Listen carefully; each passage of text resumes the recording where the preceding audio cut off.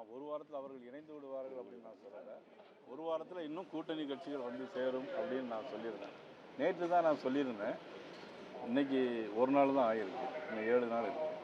OPS அவர்கள் இன்று வந்து மீண்டும் வந்து அதிமுக ஒன்றிணையணும் அப்படின்னு ஒரு கோரிக்கை அவர் புதுசாக மீண்டும் வந்து இல்லை, அது மதிப்புக்குரிய ஓபிஎஸ் அவர் ரொம்ப வெகு காலமாக அந்த கருத்தை சொல்லி கொண்டு வருகிறார்.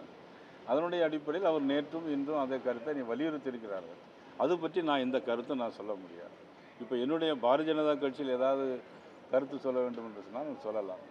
அடுத்த கட்சியில் கருத்து சொல்வது என்பது அது சரியாக இருக்காது. அதாவது தேர்தல் ஆணையம் அல்லது என்ஃபோர்ஸ்மெண்ட் டைரக்டரேட் இதெல்லாம் ஒரு இண்டிபெண்ட் பாடி.